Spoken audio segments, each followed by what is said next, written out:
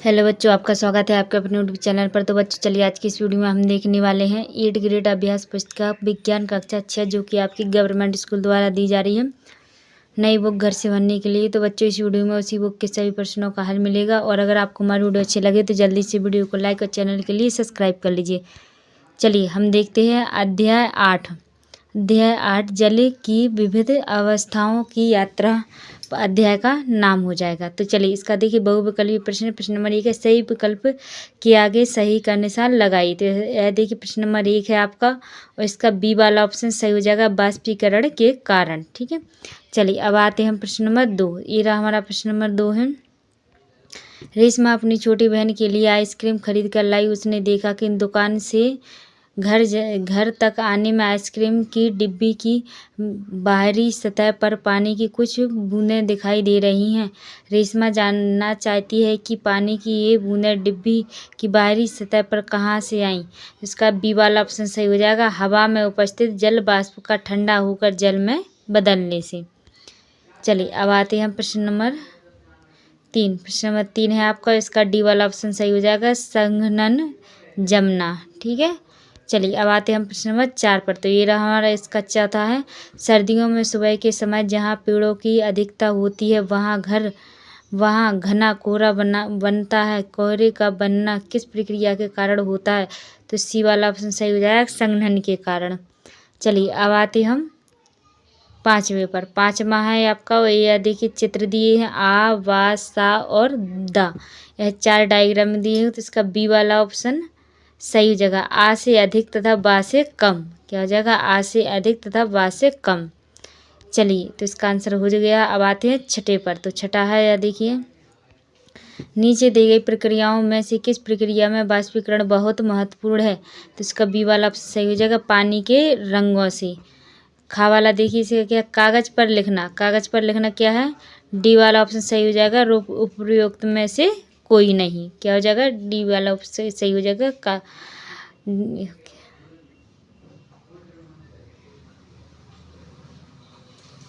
उपयुक्त में से कोई नहीं। चलिए अब आते हम प्रश्न नंबर इसके दूसरे पर। क्या हमारा प्रश्न नंबर दूसरा देखिए क्या है, रिक्त स्थान की पूर्ति कीजिए। तो पहले में भरा जाएगा आपका हिमीकरण, दूसरे में वाष्प, तीसरे में आकार, चौथे में ये क्या हो जाएगा, तीसरा हो गया, चौथे में भरा जाएगा आपका वाष्पन, और 5वें में भरा जाएगा आपका गैस। ठीक है, तो यहाँ के जो है नंबर थोड़े गलत लिखे हैं आपके, इन बुक में भी लिखे होंगे। तो वहाँ पे 1 2 यहाँ पे आपका ये 3 हो जाएगा। ठीक है, और 4 और 5 हो जाएंगे। चलिए अब आते हैं हम प्रश्न नंबर 3 पर। तो प्रश्न नंबर 3 है हमारा, अति लघु उत्तरीय प्रश्न है। तो प्रश्न नंबर 3 को पढ़िए। आबी ने हिमालय से घर आते समय देखा कि बारिश के बाद रास्ते में धूप वाले स्थान का पानी छाया वाले स्थान की अपेक्षा जल्दी वाष्पीकृत हो गया। ऐसी कौन सी परिस्थितियां हैं जो वाष्पीकरण को तीव्र में धीमा बनाती हैं। इसका तो देखिए क्या, धूप वाले स्थान पर उच्च तापमान था एवं छाया वाले स्थान पर कम तापमान था जो वाष्पीकरण को तीव्र और धीमा बनाता है। चौथा है आपका, धूप में खड़े दुपहिया वाहन की सीट गर्म हो जाती है, आप उसे ठंडा कैसे करेंगे। तो इसका देखिए, सीट पर पानी छिड़केंगे जिससे पानी के वाष्पीकरण से सीट की गर्मी अवशोषित हो जाएगी और सीट ठंडी हो जाएगी। अब आते हैं हम इसके प्रश्न नंबर 5 पर। प्रश्न नंबर 5 है, थिरव जानना चाहता है कि जल पृथ्वी की सतह से वाष्पीकृत होता है लेकिन बारिश आसमान से होती है, ऐसा क्यों। तो इसका उत्तर देखिए, जब पृथ्वी की सतह से वाष्पीकृत होकर ऊपर उठता है और ऊपर जाकर जल के रूप में पृथ्वी पर बसता है। अब आते हैं प्रश्न नंबर 6। प्रश्न नंबर 6 है और इसका ये आंसर हो जाएगा, लिख लीजिए। तो बच्चों अगर आपको हमारी वीडियो अच्छी लग रही है तो जल्दी से वीडियो को लाइक और चैनल के लिए सब्सक्राइब कर लीजिए। अब आता है आपका प्रश्न नंबर 7। ये रहा प्रश्न नंबर 7 है हमारा, अपने आसपास से ठोस, द्रव और गैस के दो उदाहरण लिखिए। तो इसका देखिए क्या है, ठोस का कुर्सी मेज, और द्रव का दूध पानी, और गैस का हवा ऑक्सीजन। ठीक है, चलिए अब आते हैं प्रश्न नंबर 8 पर। प्रश्न नंबर 8 है हमारा, चाय बनाते समय गर्म चाय की खुशबू दूर तक कैसे फैलती है। इसका देखिए, विसरण की प्रक्रिया के कारण गर्म चाय की खुशबू दूर तक फैलती है। अब आते हैं हम प्रश्न नंबर 7 8-9 की ओर। तो ये हमारा प्रश्न नंबर 9 है। यदि आप बरसात के दिन में अपने कपड़े सुखाना चाहते हैं तो आप कपड़ों को जल्दी कैसे सुखा सकते हैं? इसका मतलब हम गीले कपड़े सुखाने के लिए पंखे का उपयोग कर सकते हैं। 10वां आपका, हिमीकरण में पानी का रूप बदलता है लेकिन उसकी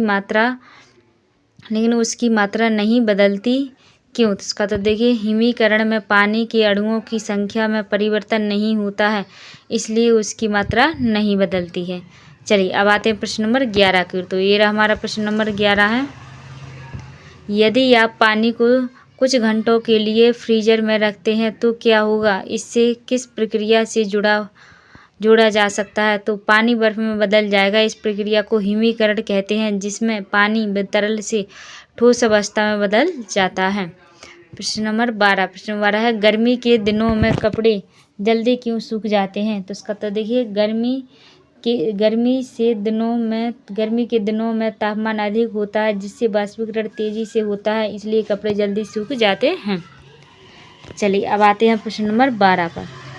ये रहा हमारा प्रश्न, लघु उत्तरीय प्रश्न। प्रश्न नंबर 13 आपका 12 हो चुका। प्रश्न 13 का आंसर हो जाए, मिट्टी के बर्तन में छोटे छोटे छिद्र होते हैं जिसमें वाष्पीकरण की प्रक्रिया होती है, जिससे आसपास ऊष्मा अवशोषित होती है, जिससे बोतल के अंदर का पानी ठंडा रहता है। उसी प्रकार स्टील की बोतल में यहाँ प्रक्रिया नहीं होती क्योंकि उसमें छिद्र नहीं होते हैं। चलिए प्रश्न नंबर ये आपका 14 आ चुका है। तो आप प्रश्न 14 है, अपने दैनिक जीवन में संघनन की प्रक्रिया को कहाँ कहाँ होते देखा है? कोई 3 उदाहरण लिखिए। तो इसका जो उत्तर हो जाए नंबर 1, 2, 3। तो ये नंबर 1 है, ठंडी गिलास की बाहरी सतह पर पानी की बूंद का जमना। दूसरा है सुबह ओस का जमना। तीसरा है बादलों का बनना। प्रश्न 15 आपका, आप अपना एक हाथ पानी में गीला करें और दूसरा हाथ सूखा छोड़ दें। अब दोनों हाथों के ऊपर फूंक मारें, आप क्या महसूस करते हैं? अपने शब्दों में लिखिए। तो इसका उत्तर देखिए, गीले हाथ पर फूंक मारने पर अधिक ठंडा महसूस होगा और सूखे हाथ पर फूंक मारने से ठंडक महसूस नहीं होती। अब आते हैं प्रश्न नंबर 16 पर। प्रश्न नंबर 16 है, इसका प्रश्न देखिए क्या है। ग्रीष्म काल में ठंडी हवा के लिए घरों में हम कूलर, प्राकृतिक घास की जाली के स्थान पर प्लास्टिक घास की जाली का उपयोग करें तो कौन सी घास के उपयोग पर अधिक ठंडी हवा आएगी और क्यों? तो इसका उत्तर देखिए, प्राकृतिक घास की जाली से अधिक ठंडी हवा आएगी क्योंकि प्राकृतिक घास में पानी को अवशोषित करने की क्षमता अधिक होती है, जिस कारण वाष्पीकरण होता और हवा ठंडी हो जाती है।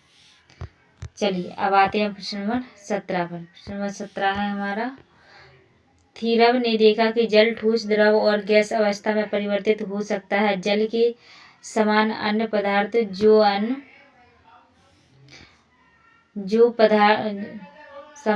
समान पदार्थ जो तीनों अवस्था दर्शाते हो, उनमें से किन्हीं 3 पदार्थों के नाम लिखिए। तो इसका देखिए उत्तर हो जाएगा मोम, सल्फर और आयोडीन। ये 3 हो चुके हैं। अब आते हैं प्रश्न नंबर 18 पर। प्रश्न नंबर 18 है, अपने घर में होने वाली गतिविधियों का अवलोकन कर उन गतिविधियों को लिखिए जिनमें वाष्पीकरण सम्मिलित है। तो इसका उत्तर देखिए, कपड़े सुखाना, पोछा लगाने के बाद फर्श का सूखना, चाय गर्म या दूध का ठंडा होना, पानी को उबालकर भाप बनाना, कूलर से पानी का वाष्पीकरण होना। ठीक है। चलिए प्रश्न नंबर 19 देखिए, ये रहा हमारा प्रश्न नंबर 19 हो जाएगा। इसका जो आंसर हो जाएगा देखिए क्या है।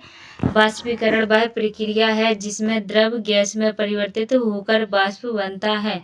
जब हवा में आर्द्रता अधिक होती है तो वाष्पीकरण की दर कम हो जाती है और जब हवा में आर्द्रता कम होती है तब वाष्पीकरण की दर बढ़ जाती है। अब आते हैं प्रश्न नंबर 20। प्रश्न नंबर 20 है, एक बर्फ का टुकड़ा बाहर धूप में रखा गया है, क्या वह हिमीकरण का उदाहरण है? कारण चाहे तो उत्तर लिखिए। ठीक है। इसका तो देखिए, नहीं, यह हिमीकरण का उदाहरण नहीं है क्योंकि धूप में रखे बर्फ के टुकड़े का पिघलना वाष्पीकरण कहलाता है। चलिए, हिमीकरण वह प्रक्रिया जब पानी जमकर बर्फ में बदल जाता है। चलिए अब आता है आपका प्रश्न नंबर 21। प्रश्न नंबर 21 है, जल चक्र पृथ्वी पर जीवन के लिए महत्वपूर्ण है, बताइए क्यों?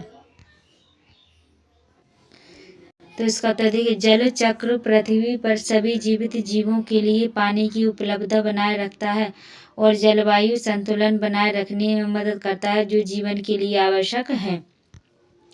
तो आपका प्रश्न नंबर 22 है। दीर्घ उत्तरीय प्रश्न, प्राकृतिक में वाष्पीकरण की प्रक्रिया ना होती तो दैनिक जीवन किस प्रकार प्रभावित हो सकता है? अपने विचार लिखिए। तो इसका उत्तर हो जाएगा, लिख लीजिए आराम से, कोई जल्दबाजी नहीं है। चलिए अब हम आगे बढ़ते हैं प्रश्न नंबर 23 पर। प्रश्न नंबर 23 है और इसका जी देखिए प्रश्न दिए हैं, उपरोक्त चित्र को नामांकित कीजिए। दूसरा है, बादल निर्माण के लिए कौन सी क्रिया उत्तरदायी है? चलिए अब इसका देखिए 1 2 हो गया है और इसका देखिए उसका उत्तर देखिए क्या है। तीसरे का उत्तर देखिए क्या है, जल की कौन सी प्रक्रिया से शीतलन प्रभाव उत्पन्न होता है? तो इसका उत्तर देखिए, वाष्पीकरण की प्रक्रिया से शीतलन प्रभाव उत्पन्न होता है। तो यह दूसरे का आंसर हो जाएगा। चलिए अब आते हैं इसके चौथे पर। तो इसका चौथा है, जल चक्र में यदि संघनन की क्रिया ना हो तो प्रकृति पर क्या प्रभाव पड़ेगा? तो इसका देखिए, जल वाष्प बादलों में परिवर्तन नहीं हो पाएगा, जिससे वर्षा नहीं होगी। 5वां है, जल चक्र में सूर्य की भूमिका बताइए। तो इसका सूर्य जल चक्र का मुख्य ऊर्जा स्रोत है। सूर्य की गर्मी से ही जल वाष्पीकृत होता है। चलिए अब आते हैं 24वां प्रश्न नंबर 24 है। इसका जो आंसर हो जाएगा, लिख लीजिए आप आराम से, कोई जल्दबाजी नहीं है।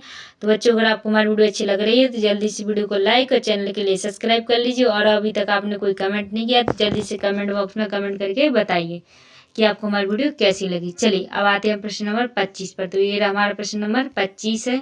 ठोस, द्रव और गैसीय अवस्था में जल के गुणों में क्या क्या अंतर है? तो इसका उत्तर लिख लीजिए आप आराम से, वीडियो को रोक कर भी लिख सकते हैं। चलिए अब आते हैं प्रश्न नंबर 26 पर। तो ये रहा हमारा प्रश्न नंबर 26 है। जल के वाष्पन की तीव्रता को प्रभावित करने वाली परिस्थितियों की कौन कौन सी है, वर्णन कीजिए। चलिए प्रश्न नंबर 26 का उत्तर है, तापमान।